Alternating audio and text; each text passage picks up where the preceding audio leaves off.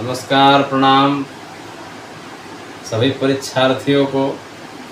मैं आचार्य सागर एक बार अपने YouTube चैनल से सभी को बार बार हार्दिक प्रणाम, छोटों को आशीर्वाद। अभी हम लोगों के सामने दो भर्ती एकदम साफ साफ दिख रही है। एक तो BPSC शिक्षक भर्ती, बिहार पब्लिक सर्विस कमीशन, और एक UPP उत्तर प्रदेश में पुलिस की भर्ती। हम आपके सामने हिंदी विषय को लेकर के उपस्थित हुए हैं और हिंदी विषय में जो कि एक बहुत ही विद्यार्थियों के दृष्टिकोण से एक बड़ा ही कठिन टॉपिक माना जाता है, भाषाओं के बारे में अध्ययन करना, जिसको हमारे व्याकरण में भाषा विज्ञान के नाम से जाना जाता है। लिंग्विस्टिक कहते हैं इसको अंग्रेजी में। तो आज हम लोग उसी पर चर्चा करेंगे। हमारा टॉपिक होगा भाषाओं का वर्गीकरण। इस पे हम लोग चर्चा करेंगे। क्लासिफिकेशन ऑफ लैंग्वेज, भाषाओं को कितने भागों में वर्गीकृत किया गया है, विश्व में जो भाषाएं बोली जाती हैं उनको कितने भागों में क्लासिफिकेट किया गया है, इसके बारे में हम उस टॉपिक में पढ़ेंगे। तो समय बर्बाद ना करते हुए, क्योंकि आपका समय भी कीमती है और हमारा समय भी कीमती है, तो हम लोग डायरेक्ट अपने टॉपिक पर चलें कि क्लासिफिकेशन क्या है, भाषाओं को कैसे वर्गीकृत करते हैं। वैसे तो ये प्रकरण जो है भाषा विज्ञान का प्रकरण है, जैसा कि आप देख सकते हैं। अंग्रेजी में इसको लिंग्विस्टिक कहते हैं। ये हम व्याकरण नहीं पढ़ा रहे हैं आपको, काव्य शास्त्र भी नहीं पढ़ा रहे हैं, हम आपको भाषा विज्ञान पढ़ा रहे हैं। और भाषा विज्ञान में हमारा आज का टॉपिक है भाषाओं का वर्गीकरण, क्लासिफिकेशन ऑफ लैंग्वेज। भाषा को कितने भाग में बांटा गया है। हम विश्व की भाषाओं की चर्चा करेंगे और विश्व की भाषा से सीधे अपने हिंदी पर आ जाएंगे। मतलब विश्व के दृष्टिकोण से देखते हुए हम अपने हिंदी पर आएंगे कि हमारी हिंदी कहाँ है, कैसे बोली जाती है। तो आप देख सकते हैं कुछ विद्वानों के अनुसार, अगर डॉक्टर कपिल देव द्विवेदी हैं जैसे बहुत अच्छे भाषा के जानकार हैं, डॉक्टर भोलानाथ तिवारी जी हैं, अगर इन विद्वानों की माने, और भी अच्छे अच्छे भाषा वैज्ञानिक हैं, तो कुछ विद्वानों के अनुसार देखा जाए तो पूरे विश्व में, समूचे संसार में लगभग में 3000 भाषाएं बोली जाती हैं। कितनी भाषाएं बोली जाती हैं? 3000 भाषाएं। वास्तव में तो इनकी संख्या आप देख सकते हैं 2796 है, 2796 लैंग्वेज। कुछ विद्वानों के अनुसार विश्व में 2796 भाषाएं बोली जाती है, जिसे हम अनुमानित तौर पे 3000 की संज्ञा दे सकते हैं। लगभग में 2796 को हम लगभग में 3000 मान सकते हैं। मतलब पूरे संसार की बात करें तो पूरे संसार में 3000 भाषाएं बोली जाती हैं। अब घबराइए मत, आपको हम 3000 भाषाओं का अध्ययन नहीं कराएंगे। हमारा टॉपिक है हिंदी, लेकिन हम आपको विश्व से खींच के लेके आएंगे कि विश्व में हमारी हिंदी का स्थान कहाँ है, कितने % लोग हिंदी बोलते हैं, हिंदी की कितनी बोलियां हैं, कितनी उपभाषाएं हैं, कौन किस राज्य में, किस जिले में कौन सी बोली बोली जाती है। हमारा टॉपिक यही होगा। तो एक टॉपिक यहाँ से क्लियर करिए, अगर आपके परीक्षा में पूछा जाता है कि भाषा वैज्ञानिकों के अनुसार कितनी भाषाएं संसार में बोली जाती हैं, तो 2796 एक्यूरेट संख्या है और इसको अप्रॉक्सीमेटली हम लोग 3000 मान सकते हैं। वर्गीकरण के हिसाब से देखा जाए तो इन भाषाओं को 2 तरीके से वर्गीकृत किया जा सकता है। कितने तरीके से वर्गीकृत कर सकते हैं? 2 तरीके से। 2 तरीके से इन 3000 भाषाओं को हम वर्गीकृत करते हैं। पहली बात हम ये जाने कि वर्गीकरण की क्या आवश्यकता पड़े। देखिए, हमको भाषाओं का अध्ययन करना है, तो भाषा का अध्ययन करने के लिए पहले उसके वर्गीकरण की जरूरत पड़ेगी, क्लासिफिकेशन की जरूरत पड़ेगी। भाषा का ही नहीं, आप दुनिया के किसी भी चीज़ का अध्ययन करें तो उसके लिए आपको क्लासिफिकेशन की जरूरत पड़ेगी। आप इतिहास का भी अध्ययन करते हैं तो वहाँ पे सल्तनत काल, मुगल काल, तमाम प्रकार के कालों में बांटा गया है। पाषाण युग, नव पाषाण, पूरा पाषाण, उत्तर वैदिक काल, पूर्व वैदिक काल, समझ रहे हैं। एक बात अगर ध्यान दिया जाए तो सफ़र और पढ़ाई का मज़ा तभी है जब गाड़ी अलग अलग स्टेशन पर रुक रुक के चले। क्यों? तो अध्ययन की सुविधा की दृष्टि से हम अपने सफ़र को दो तरीके से बांट सकते हैं, ठीक है। तो विश्व के 3000 भाषाओं को अगर वर्गीकरण करने की बात आएगी तो हम दो तरीके से वर्गीकृत किया जा सकता है विश्व के 3000 भाषाओं को। वो कौन कौन सा वर्गीकरण है? तो पहला है आकृतिमूलक वर्गीकरण। ऐसा है, आपको दिख रहा होगा। आकृतिमूलक वर्गीकरण पहला है, जिसको अंग्रेजी में कहते हैं मॉर्फोलॉजिकल क्लासिफिकेशन। भाषाओं को उनके आकृति के आधार पर, उनके रूप के आधार पर, उनके बनावट के आधार पर, आकृति माने आकार, भाषाओं के बनावट के आधार पर जो क्लासिफिकेशन किया गया उसको आकृतिमूलक वर्गीकरण कहा गया, अंग्रेजी में मॉर्फोलॉजिकल क्लासिफिकेशन। और दूसरा है पारिवारिक वर्गीकरण, जेनेलॉजिकल क्लासिफिकेशन। परिवार के आधार पर भाषाओं को वर्गीकृत किया गया तो उसको पारिवारिक वर्गीकरण कहा गया। तो भाषाओं को हम दो तरीके से वर्गीकृत कर सकते हैं। एक तो भाषा की बनावट के आधार पर, on the basis of construction of language. भाषा की बनावट के आधार पर अगर बात करें तो आकृतिमूलक वर्गीकरण। कौन सा वर्गीकरण? आकृतिमूलक वर्गीकरण। भाषा के आकृति के आधार पर भाषा कैसे बनी है। और अगर परिवार की बात करें, पहला नंबर तो परिवार का मतलब समझ लीजिए। परिवार का मतलब आप अपना परिवार मत समझे, परिवार का मतलब फैमिली तो नहीं समझे। जब तक हम आपको भाषा विज्ञान पढ़ा रहे हैं तब तक परिवार का मतलब जो हम बता रहे हैं वो समझिएगा। परिवार का मतलब होता है एक ऐसा समूह जो एक ही प्रकार की भाषा बोलता है, ठीक। जैसे भारत में वैसे तो टोटल 18 परिवार में बांटा गया है। अभी हम आपको इसको आगे चर्चा करेंगे। विश्व के भाषाओं को 18 परिवार में बांटा गया है। परिवार का मतलब ऐसे लोगों का समूह जो एक ही प्रकार की भाषा बोलते हैं। भारत में उन 18 परिवारों में से 4 परिवार के लोग रहते हैं। 4 परिवार या 3 परिवार के लोग यहाँ पे भारत में सबसे ज़्यादा है। एक तो भारोपीय परिवार, दूसरा है द्रविड़ परिवार। साउथ इंडिया में द्रविड़ परिवार की भाषा बोली जाती है। नॉर्थ इंडिया की अगर बात करें तो भारोपीय परिवार की भाषा बोली जाती है। और इधर अगर तिब्बत वगैरह की बात करें तो उधर चीनी तिब्बती परिवार। ऐसे 18 परिवारों में बांटा गया। तो परिवार का मतलब आप अपनी फैमिली ना ही समझें। परिवार का मतलब ऐसे लोगों का समूह, भूमंडल पर रहने वाले ऐसे जनजाति, ऐसे लोग, ऐसे प्राणी जो एक ही प्रकार की भाषा बोलते हैं, उनको हम परिवार बोलेंगे। देखिए भैया, ये हिंदी के शब्द है, बड़ी बेवफा होते हैं। हिंदी के शब्दों का कब क्या अर्थ निकल जाए कोई ठीक ठिकाना नहीं। जैसे गज माने हाथी, गज माने हाथी।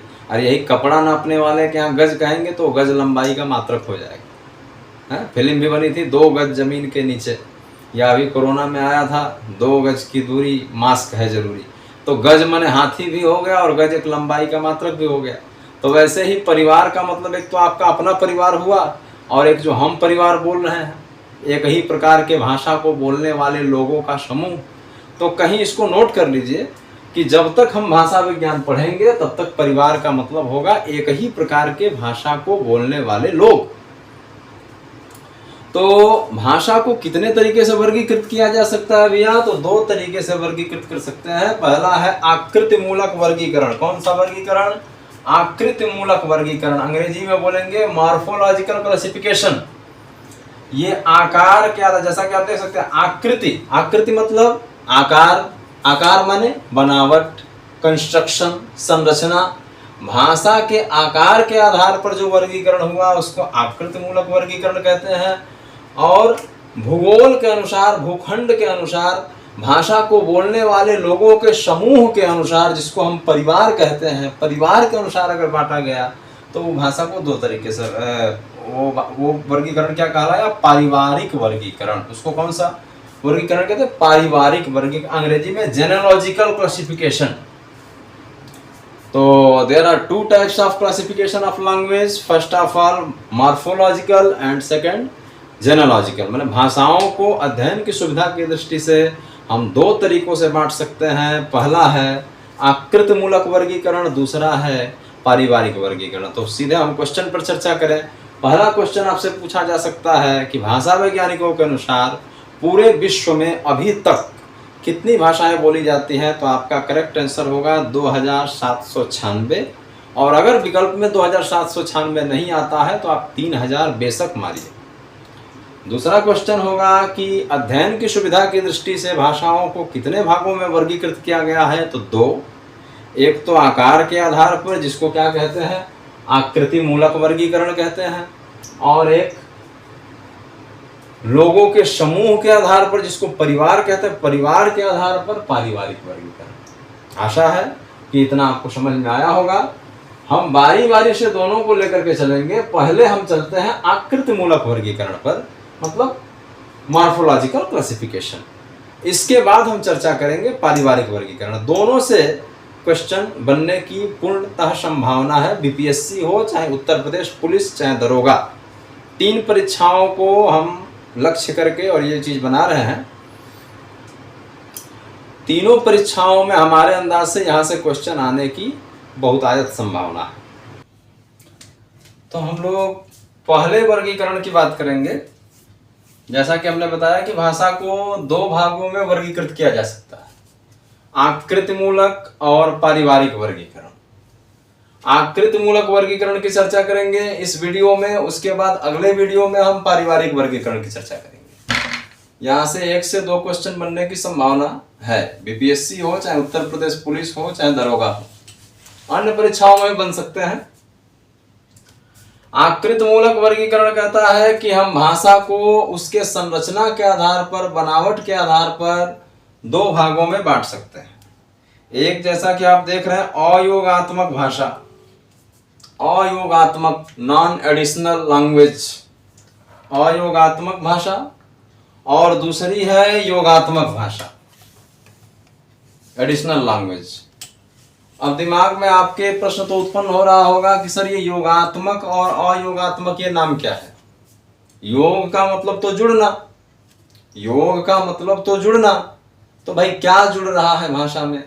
तो देखिए, इस पूरे वर्गीकरण को जानने के लिए हमको 2 चीज जानना पहले जरूरी है। एक होता है प्रकृति और दूसरा होता है प्रत्यय। प्रकृति और प्रत्यय। प्रकृति को हम अर्थ तत्व भी कहते हैं, अर्थ तत्व, ध्यान दीजिएगा। और प्रत्यय को कहते हैं संबंध तत्व। भाषा में 2 चीज आवश्यक अंग हैं, अर्थ तत्व और संबंध तत्व, जिसको प्रकृति या प्रत्यय भी कहा जा सकता है। अभी हम एग्जाम्पल दे रहे हैं। जैसे हमने कहा कि राम ने, तो राम जो है ये प्रकृति है, और आप जो ये जो चिन्ह लगाते हैं ने, को, से, ये जो है ये प्रत्यय है। ठीक है। तो जिसमें प्रकृति और प्रत्यय जुड़े ना हो उनको हम अयोगात्मक, और जिसमें जुड़े होंगे उसको योगात्मक। प्रकृति और प्रत्यय नाम के जो 2 टॉपिक हैं, ये नहीं जुड़े रहेंगे तो उसको क्या बोलेंगे? अयोगात्मक। और अगर जुड़े रहेंगे तो उसको बोलेंगे योगात्मक। सीधे सीधे लैंग्वेज में अगर कहा जाए तो अयोगात्मक जो भाषा होती है ये व्याकरण विहीन भाषा होती है, ग्रामरलेस लैंग्वेज। मतलब इनका कोई अपना ग्रामर नहीं होता, इनका व्याकरण होता ही नहीं है। अब सोचिए, जिस देश में ऐसी भाषा बोली जाती होंगी वहां के लोग कितने मतलब कि एकदम शांति मिजाज के होते होंगे। भैया चलो, हमारी भाषा का तो व्याकरण है ही नहीं, हमारी भाषा का तो ग्रामर है ही नहीं, और एक हम लोग परेशान हैं, हिंदी का व्याकरण, अंग्रेजी का ग्रामर, संस्कृत का व्याकरण। ठीक। तो अयोगात्मक का मतलब सीधे सीधे लफ्जों में समझिए, व्याकरण विहीन भाषा, मतलब इन भाषाओं का अपना व्याकरण नहीं होता। ठीक। तो अगर आपसे पूछा जाए कि व्याकरण विहीन भाषा को भाषा विज्ञान के शब्दों में क्या कहते हैं, तो अयोगात्मक। इसमें 2 भाषाओं का हमने नाम लिखा है जो कि बड़ी फेमस है, एक चाइनीज और एक तिब्बती। चाइनीज और तिब्बती ये जो 2 भाषाएं हैं, ठीक, इनका अपना कोई व्याकरण नहीं होता, ये विदाउट ग्रामर बोली जाती है। ठीक है। तो अगर पूछा जाए कि चाइनीज कैसी भाषा है तो आपको बताना पड़ेगा कि कैसी भाषा है भैया, अयोगात्मक। अयोगात्मक कहने का मतलब व्याकरण विहीन, इनका कोई अपना व्याकरण नहीं होता है। ठीक है, चाइनीज का अपना व्याकरण ही नहीं होता है। जैसे कहना है, अगर चाइनीज में पूछना है कि आपका नाम क्या है, चाइनीज में पूछना है कि श्रीमान आपका नाम क्या है, तो पूछेंगे शेन शेन कोई सिंह। ठीक, तो वो उधर से बोलेगा कि मेरा नाम ली है। उधर के लोगों का नाम होता है ऐसे ली, वोशिंग ली, वोशिंग ली, मैं ली हूं। ठीक, ये अगर कह रहा मैं तुमको मारता हूं वो तानी, तुम मुझको मारते हो नीता वो। ठीक है, ये चाइनीज है। तो चाइनीज भाषा एक ऐसी भाषा है जिसका व्याकरण नहीं होता है। याद रखना है आपको कि ये सामान्य ज्ञान का भी क्वेश्चन हो सकता है कि दुनिया की वह कौन सी भाषा है 3000 भाषाओं में जिनका व्याकरण नहीं होता है, तो चाइनीज और तिब्बती। ठीक है, वैसे तो अन्य भी भाषाएं हैं लेकिन हमने 2 फेमस भाषाओं का नाम लिखा है। आशा करते हैं कि आपको अयोगात्मक का कंसेप्ट क्लियर हो गया होगा। व्याकरण विहीन भाषाएं अयोगात्मक कहलाती हैं। ठीक, तो भैया जब इनका व्याकरण नहीं है तो फिर हम पढ़ेंगे क्या, तो इनको यहीं पे प्रणाम करके छोड़ देंगे। हाँ, जब व्याकरण है ही नहीं तो फिर हम पढ़ाएं क्या, तो इनको यहीं पे प्रणाम करके छोड़ देंगे, भैया तुमको हम छोड़ रहे हैं। चलिए दूसरे पर, दूसरी है योगात्मक भाषा। योगात्मक भाषा का मतलब जिनका अपना व्याकरण हो, जिनका अपना व्याकरण हो, ऐसी भाषाओं को योगात्मक भाषा कहा जाता है। हम अपने क्वेश्चन पर चले, आपसे पूछ रहे हैं, बताइएगा हिंदी योगात्मक भाषा है कि अयोगात्मक भाषा है? जवाब दीजिएगा कमेंट सेक्शन में। हिंदी को योगात्मक में रखेंगे कि अयोगात्मक में? तो पहले आप बताइए कि हिंदी का व्याकरण होता है कि नहीं होता है? जैसी बात है, होता है। होता है तभी तो आए हो पढ़ने के लिए। अभी हम कुछ दिन में व्याकरण भी पढ़ाएंगे, अभी तो भाषा विज्ञान पढ़ा रहे हैं। ठीक, तो हिंदी का अपना व्याकरण है, इसलिए हम हिंदी को अयोगात्मक में न रख करके किस में रखेंगे? योगात्मक में। योगात्मक में कैसी भाषाएं आती हैं? व्याकरण सहित विथ ग्रामर। तो विथ ग्रामर लैंग्वेज जो है वो योगात्मक है, और जो ग्रामर लेस लैंग्वेज है वो अयोगात्मक है। ये दोनों क्लियर हुआ। भाषा को 2 भागों में बांटा गया आकृति मूलक वर्गीकरण के हिसाब से। कौन कौन? अयोगात्मक और योगात्मक। व्याकरण विहीन भाषा अयोगात्मक कहलाई, और व्याकरण सहित भाषा क्या कहलाई? योगात्मक कहलाई। ठीक, अब अयोगात्मक को हम छोड़ देंगे क्योंकि इसका व्याकरण ही नहीं है। जहां नियम ही नहीं है वहां पढ़ाई क्या करेंगे? जहां नियम है वहां पढ़ाई होगा, तो योगात्मक में हम लोग चलेंगे। योगात्मक को भी भाषा वैज्ञानिकों ने 3 भागों में बांटा, देख सकते हैं, अश्लिष्ट, श्लिष्ट और प्रश्लिष्ट। अश्लिष्ट, देखो ये श्लिष्ट शब्द कॉमन रखो, श्लिष्ट पहले वाले में अ लगा देना है, अश्लिष्ट, और लास्ट वाले में प्र लगा देना है, प्रश्लिष्ट। तो भाषा को 2 भागों में बांटे, पहला अयोगात्मक फिर योगात्मक। ठीक, फिर योगात्मक को कितने भागों में बांटे? 3 भागों में, अश्लिष्ट, श्लिष्ट और प्रश्लिष्ट। ठीक, इतना क्लियर हुआ। अब आप कहेंगे ये अश्लिष्ट प्रश्लिष्ट क्या है? अभी हमने बताया यहीं पे सब खेल है। किस पे? प्रकृति पे और प्रत्यय पे। ये आपस में जुड़ते हैं तो भाषा बनती है। अच्छा ये बताओ, जैसे हम कहें राम घर जाना, राम घर जाना, ये कोई भाषा हुई क्या? नहीं हुई ना। कैसे भाषा बनेगी? अब इसमें संबंध तत्व जोड़ेंगे, राम घर जाता है। ठीक, समझ में आ रहा? राम किताब लाना, ये भाषा नहीं है। राम किताब को लाओ, तो क्या कर रहे हैं? अर्थ तत्व में संबंध तत्व को जोड़ने से भाषा का निर्माण होता है। तो जब अर्थ तत्व में संबंध तत्व जुड़ेगा तो वो योगात्मक हो जाएगा, और जुड़ेगा ही नहीं तो वो क्या होगा? अयोगात्मक। हम लोग योगात्मक में की चर्चा कर रहे हैं। अब जुड़ेगा भी तो 3 तरीके से जुड़ेगा।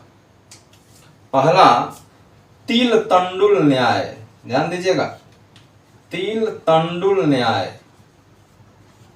तंडुल मतलब संस्कृत में होता है चावल। जैसे काले वाले तिल में चावल मिला दिया जाए, काले तिल में चावल मिला दिया जाए तो आंखों से साफ साफ दिखाई देगा। ठीक, लोग उसको बीन भी सकते हैं अगर थोड़ा सा परिश्रम करते तो अश्लिष्ट वाले में जो प्रकृति और प्रत्यय होते हैं वो कैसे मिले होते हैं? चावल में तिल के समान मिले होते हैं, मतलब दिखाई देते हैं। ठीक है। श्लिष्ट में नीर क्षीर न्याय काम करता है। नीर क्षीर न्याय। नीर मतलब सबको पता है, नीर मतलब बोलो पानी, और क्षीर मतलब, क्षीर माने दूध, क्षीर माने दूध। इसमें प्रकृति और प्रत्यय कैसे जुड़े होते हैं? जैसे दूध में पानी मिला दिया गया है। मिला तो है लेकिन इसको अलग करना थोड़ा कठिन है। हम असंभव नहीं कहेंगे, थोड़ा कठिन है। हाँ भाई, हंस जैसा आदमी आ जाए तो दूध और पानी को भी अलग कर सकता है कि नहीं? और माता सरस्वती किस पे सवार होती है? हंस पे ही तो सवार होती है। तो अपने आप को हंस जैसा बनाना पड़ता है।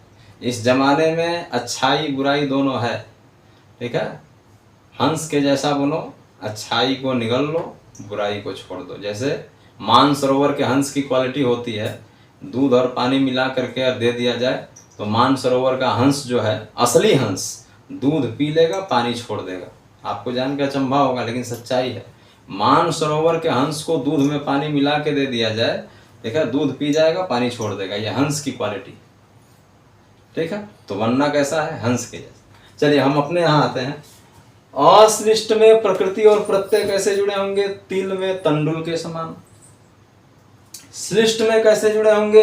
नीर में क्षीर के समान, जैसे दूध में पानी मिला रहता है। और प्रश्लिष्ट की बात करें तो इसमें दधिघृत न्याय काम करता है। दधिघृत, दधि माने दही और घृत माने घी। जैसे दही में घी है लेकिन ऊपर ऊपर उसके लिए मथना पड़ता है। ठीक है।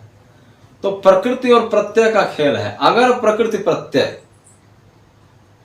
तिल में चावल के समान मिले हैं, मतलब साफ साफ दिखाई दे रहे हैं, तो उसको अश्लिष्ट भाषा बोला जाएगा। अगर प्रकृति प्रत्यय नीर क्षीर न्याय के समान मिले, माने दूध में पानी के समान मिले हैं, तो उसको श्लिष्ट कहा जाएगा। और अगर प्रकृति प्रत्यय दही में घी के समान मिले हैं तो उसको प्रश्लिष्ट कहा जाए। सीधे सीधे आपको एक बात बताएं, प्रकृति प्रत्यय की गुत्थम गुत्थी हो रही है, समझ रहे हैं? यहाँ पे प्रकृति प्रत्यय एकदम साफ साफ दिखाई दे रहे हैं। भैया तिल में चावल के समान मतलब क्या? साफ साफ दिखाई देना। यहाँ पे प्रकृति प्रत्यय थोड़ा सा और अंदर प्रवेश कर गए, दूध में पानी मिलना। और यहाँ पे प्रकृति प्रत्यय एकदम भीतर प्रवेश कर गए, दही में घी। ये तो सबको पता है कि दही में घी है, लेकिन मथना पड़ेगा। तो अश्लिष्ट का कंसेप्ट क्या है? प्रकृति प्रत्यय। दो चीज बार बार कह रहे हैं, दो चीज याद रखिए, प्रकृति और प्रत्यय। प्रकृति को कहते हैं अर्थ तत्व। क्या कहते हैं? अर्थ तत्व। और प्रत्यय को कहते हैं संबंध तत्व।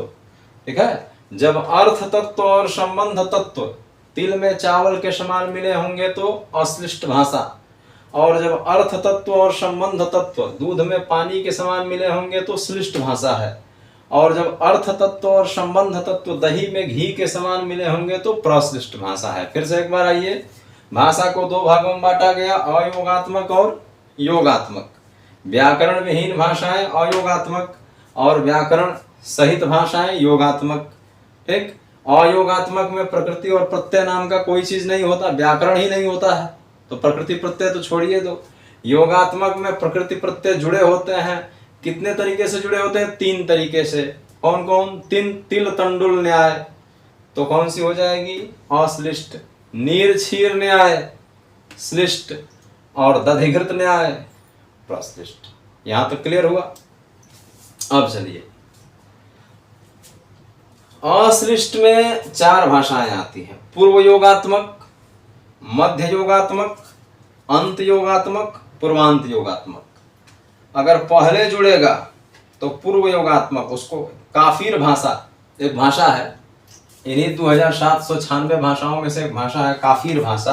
तो काफिर भाषा कैसी है? अश्लिष्ट है। अश्लिष्ट में कैसी है? पूर्व योगात्मक है। संथाली भाषा मध्य योगात्मक है, मैंने इसमें बीच में जुड़ता है। तुर्की भाषा अंत योगात्मक है, मतलब लास्ट में जुड़ता है। और मफोर भाषा पूर्वांत योगात्मक, पूर्व में भी, पूर्व मैंने पहले और अंत, माने पहले भी जुड़ेगा और अंत में भी जुड़ेगा। ठीक, तो इसको काफिर भाषा कैसी भाषा है? पूर्व योगात्मक, संथाली भाषा मध्य योगात्मक, तुर्की भाषा अंत योगात्मक और मफोर भाषा पूर्वांत योगात्मक। घबराइए मत, आपको यहाँ से क्वेश्चन नहीं बनेगा, क्योंकि आपको पढ़ना है हिंदी। हम हिंदी पर जाएंगे, वहीं से क्वेश्चन बनेगा, ये केवल जानकारी के लिए है। ठीक, इससे ये क्लियर हो गया कि हमारी हिंदी अश्लिष्ट तो नहीं है, क्योंकि यहाँ कहीं हिंदी नहीं लिखा है। ठीक, इसका मतलब हमारी हिंदी अश्लिष्ट नहीं है। चलो आओ श्लिष्ट में आओ। निर्छीर न्याय होगा। कौन सा न्याय होगा? निर्छीर न्याय। श्लिष्ट को भी दो भागों में बांटा गया, अंतर्मुखी और बहिर्मुखी।